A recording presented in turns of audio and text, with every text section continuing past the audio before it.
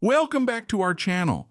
Today we're diving into the world of royal traditions and the surprising restrictions Meghan Markle faced upon joining the British royal family. From life-changing sacrifices to unusual rules that govern even the smallest gestures, becoming a royal brought an entirely new set of expectations. So, grab a seat and let's explore the traditions, protocols, and little-known restrictions Meghan had to adjust to after marrying Prince Harry. Meghan Markle, born Rachel Meghan Markle on August 4, 1981 in Los Angeles, California, is an American actress and humanitarian who became widely known after marrying Prince Harry, Duke of Sussex, in 2018. Prior to her royal connection, Meghan had a successful acting career, most notably for her role as Rachel Zane on the television series Suits, which aired from 2011 to 2018. She also appeared in other TV shows and films, but Suits became her signature role. Meghan studied at Northwestern University, earning a double major in theater and international relations, which laid a foundation for her later humanitarian work. As a member of the British royal family, Meghan took on various philanthropic roles and became known for her advocacy on issues related to women's rights, racial equality, and mental health. However, her transition into royal life was met with intense public scrutiny and media challenges, especially regarding her background and biracial identity. Meghan's transition to royal life not only meant adapting to numerous protocols, but also navigating intense scrutiny from the public and media alike.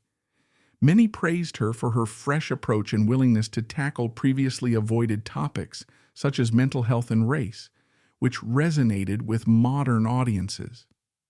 However, a portion of the British media often criticized her actions, interpreting her non-traditional approach as disruptive to royal traditions. Notably, her attempts to balance personal advocacy with royal responsibilities ignited debates about the royal family's adaptability to societal change. This polarized response highlighted broader public opinion, revealing both admiration for her authenticity and concern about the monarchy's evolving image. Upon stepping back from royal duties, Meghan and Harry garnered significant global support. Many fans resonated deeply with Meghan's openness about mental health and racial equality, sparking hashtags like #StandWithMeghan. Her story became an empowering example for individuals facing adversity, making her a relatable figure worldwide. However, critics also emerged, expressing concerns over the impact of their departure on the royal image. This blend of admiration and debate ultimately highlighted Meghan's role in modernizing the royal family's public image.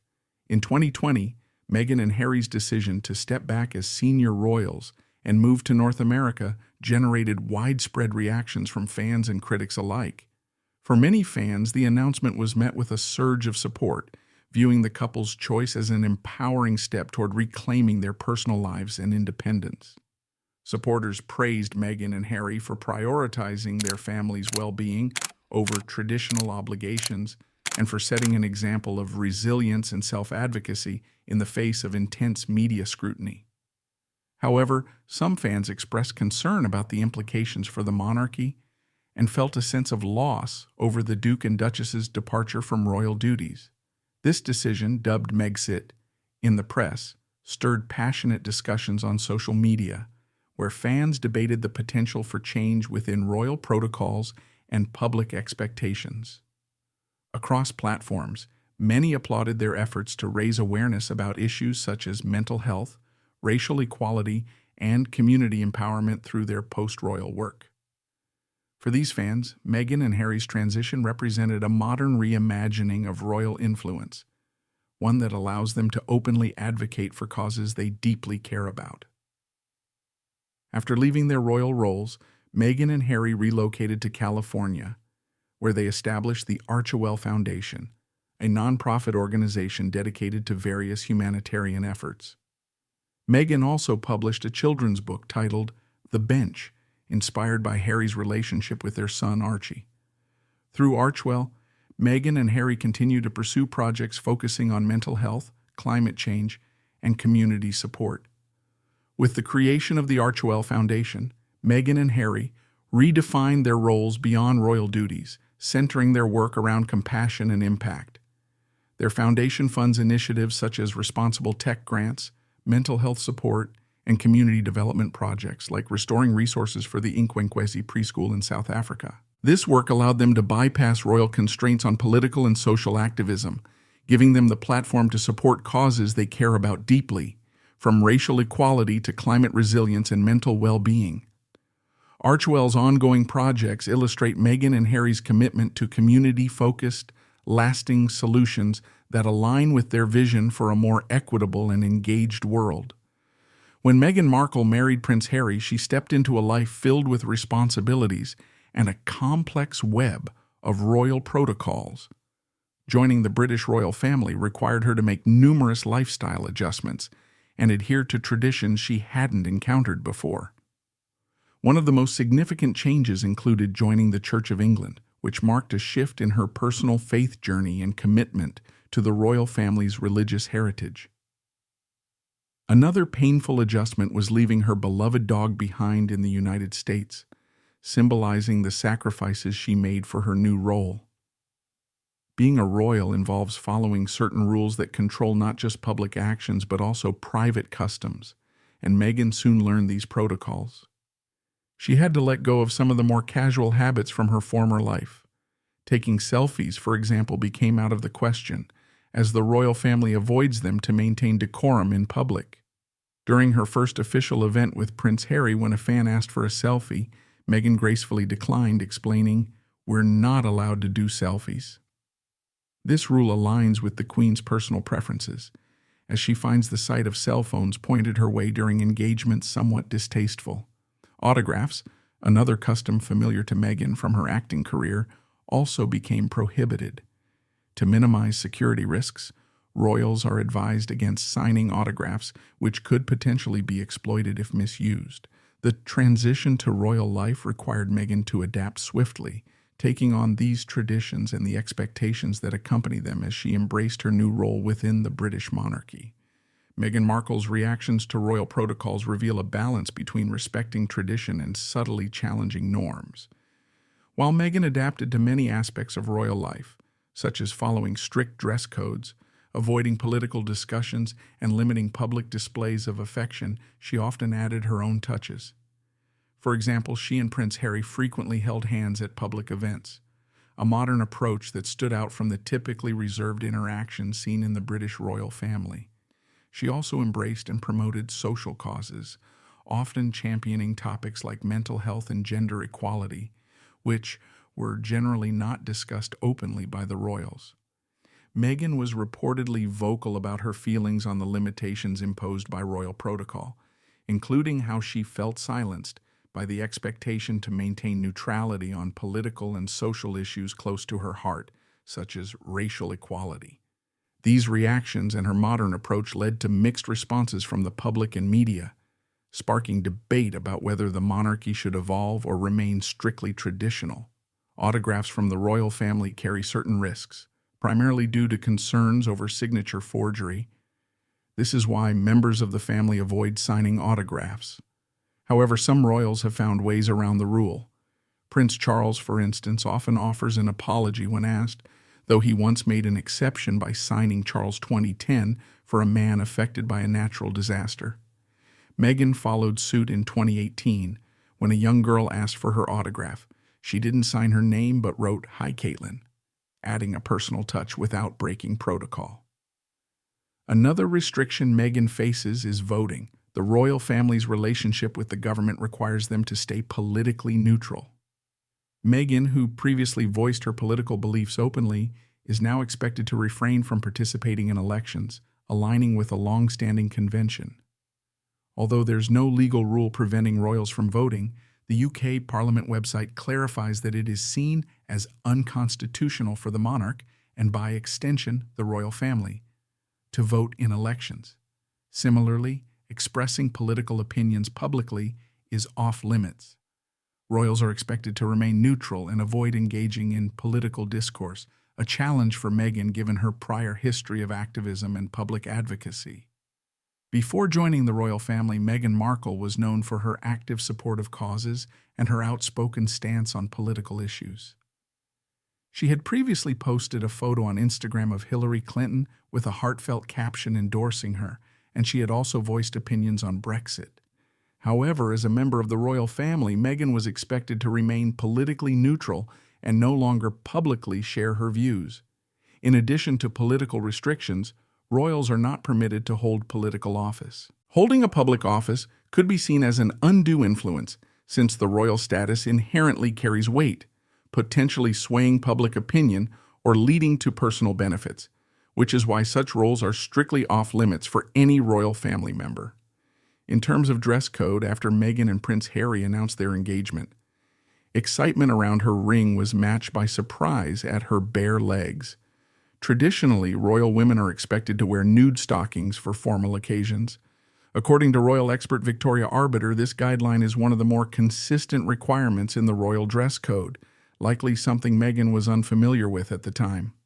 Following that initial oversight, Meghan was later seen adhering to the dress code with nude stockings for most formal events.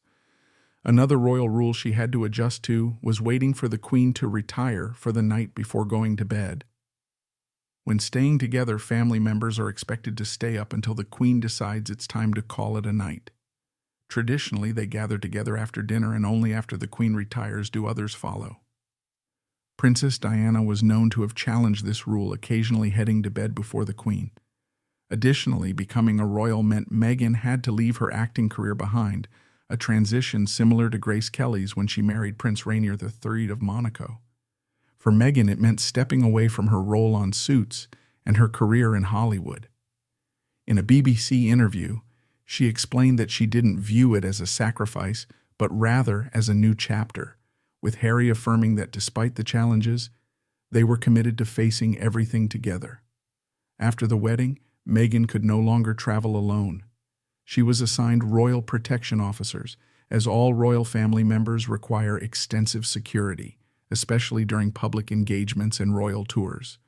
As the Telegraph's Gordon Rayner, who has attended over 20 royal tours, noted, this protection is essential to ensure the royal safety. In some cases, members of the family even bring their own food and drink to prevent any risk of tampering. Additionally, while there's no official rule against public displays of affection, royals are generally expected to keep interactions professional in public. The Queen and Prince Philip rarely showed affection in public, setting an example of formality. Meghan and Harry, however, have occasionally held hands at engagements, a gesture seen by some as a more modern approach to royal representation. When dining with the Queen, there's also a strict rule that no one eats once she finishes. Royals and guests alike follow this etiquette, ensuring they keep pace with the Queen's own timing at the table. If the Queen stops eating, everyone else at the table must stop eating as well. This is part of a long-standing etiquette rule that ensures all guests follow the Queen's lead during formal meals. Additionally, a unique rule regarding personal space applies to the royals. Non-royals are generally discouraged from making physical contact, whether it be a handshake, hug, or kiss on the hand. While Meghan has broken this rule occasionally by greeting others with hugs, she isn't alone in doing so. Meghan reportedly explained, "I'm American, I hug," which reflects her more casual approach to greetings. When it comes to Christmas, the royal family spends the holiday together, no exceptions. Regardless of where they are in the world, royals are expected to join the Queen for the holiday, underscoring the importance of family unity. Lastly, direct heirs to the throne traditionally do not travel together, especially over long distances. This practice dates back to times when travel was riskier, ensuring the safety and continuity of the royal line by preventing multiple heirs from facing potential hazards at once.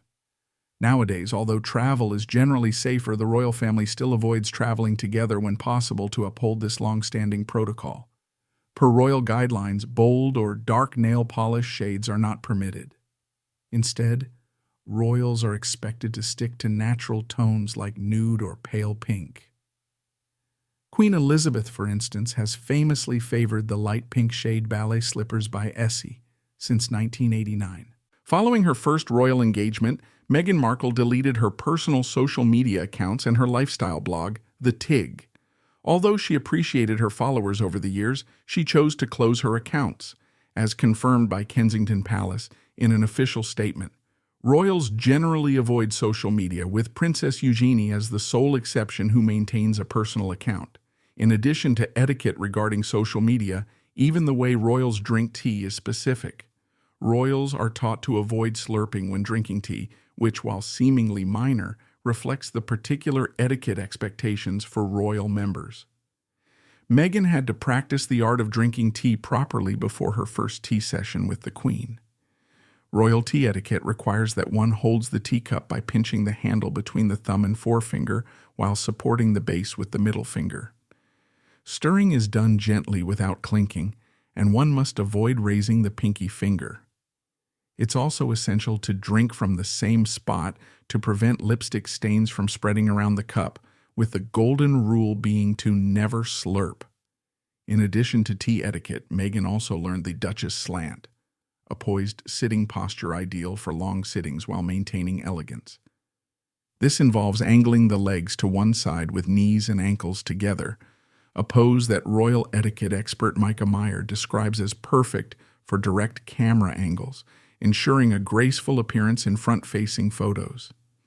By slightly slanting the knees in a zigzag pattern, royal women can protect their modesty during public appearances, especially when wearing dresses or skirts, as this position directs the camera to the side rather than directly facing the legs. Meghan has been criticized for occasionally crossing her legs, a posture discouraged in royal circles, but she still angles them to one side when doing so. Interestingly, another unexpected rule is that royals cannot play Monopoly within the palace. The Telegraph reported that during a visit to the Leeds Building Society, Prince Andrew was gifted the board game, only to admit that it was banned at home because it gets too vicious. How this rule came to be remains a mystery. Shellfish is another restricted item for royals, especially when traveling, as the risk of foodborne illness could hinder their busy schedules. Additionally, the Queen has been known to avoid messy foods like long pasta and tomato-based sauces that could stain or be challenging to eat gracefully. Rare meats and very spicy dishes are also avoided to maintain an elegant appearance during meals. Finally, royals are discouraged from sticking their tongues out, as this is generally seen as impolite. Even the youngest royals, who have occasionally broken this rule, do so sparingly. Meghan, however, has embraced a modern approach, pushing traditional boundaries and adding her own unique flair to royal conduct. She was once spotted sticking her tongue out on Christmas Day while heading to church with the royal family, a gesture that received mixed reactions. In the royal family, presents are exchanged and opened on Christmas Eve, rather than on Christmas Day. Christmas celebrations occur at Sandringham House at Queen Elizabeth's invitation, with gifts being opened the night before their traditional Christmas morning church service. Spicy food is also avoided at royal meals, especially garlic and onions, per former Buckingham Palace chef Darren McGrady. Garlic is omitted entirely from royal menus, largely to avoid unwanted odors during conversations and events. This guideline might be disappointing for Meghan, given her fondness for garlic-rich dishes like Filipino-style chicken adobo. Victoria Arbiter, a royal expert, clarified the reasoning, noting that no one meeting a royal wants to recall garlic breath. When it comes to fashion, royals generally steer clear of sheer or see-through clothing. For instance, Meghan's engagement photos with Prince Harry showcased her in a Ralph and Russo mesh dress worth $75,000, which garnered mixed reactions due to its partially sheer design. Following that, she refrained from wearing similar styles at public events. Additionally, royals traditionally favor small handbags or clutches over large purses, which not only convey elegance but also serve as subtle social tools, like signaling when they're ready to conclude a conversation. The Queen, Princess Diana, and Duchess Kate have all opted for clutches as their go-to accessories. Designer Anya Hindmarch, whose bags were a favorite of Princess Diana, once revealed that Diana affectionately referred to her clutches as cleavage bags, explaining that the princess would use the small satin clutches to discreetly cover her chest when stepping out of vehicles. Meghan must also follow seating protocols when with the royal family. Though she may have had her preferences at home, Royal etiquette dictates seating arrangements based on rank, which determines the order in which royals enter and sit at events. Typically, Queen Elizabeth would lead the procession, followed by Prince Philip, Prince Charles, Camilla, Prince William, Kate, and so forth. In line with royal decorum, members of the royal family also avoid posing with drinks in hand, as it could project an unprofessional image. Public appearances with drinks are reserved for official royal engagements only, so casual photos of Meghan with a glass of wine at social events are unlikely. Furthermore, eating etiquette is refined in royal circles, so instead of piercing food with a fork as is common, royals balance their food on the back of a fork. This subtle gesture reflects an air of sophistication that aligns with royal dining standards. Wearing wedges is also discouraged, particularly in the presence of Queen Elizabeth, who reportedly dislikes the style. In 2015, a source told Vanity Fair that the Queen is simply not a fan of wedge shoes. This preference influences the footwear choices of royal women when attending events alongside the Queen. The Queen's aversion to wedge heels is a known fact among the women in the royal family. While this rule isn't strictly enforced, it's respected out of consideration, especially at formal events where Queen Elizabeth is present. Regarding fur, there's a long-standing tradition dating back to the 14th century when King Edward III introduced the Fur Act of 1337, which banned the wearing of fur. While the law applied to royalty and commoners alike, some exceptions were made for ceremonial occasions, where the monarch might wear fur-lined robes. However, as attitudes toward animal rights have evolved, the royal family has adjusted its practices. In 2019, Buckingham Palace announced that the Queen would no longer wear real fur, a move widely celebrated by animal rights activists and modern supporters. These guidelines, like other royal customs, blend historic precedent with contemporary values, making royal protocol a complex blend of tradition and adaptation. Let us know which rules make sense to you and which seem outdated. Remember to like, share, and subscribe to our channel for more fascinating insights into the world of royalty. And that wraps up our look into the rules and traditions Meghan Markle had to embrace as she joined the British royal family. From everyday etiquette to long-standing protocols, each aspect offers a unique glimpse into royal life's formality and tradition. Which rule surprised you the most? Let us know in the comments below. If you enjoyed this video, don't forget to like, share, and subscribe for more insights into the lives of royals and other fascinating topics. Thanks for watching, and see you in the next one.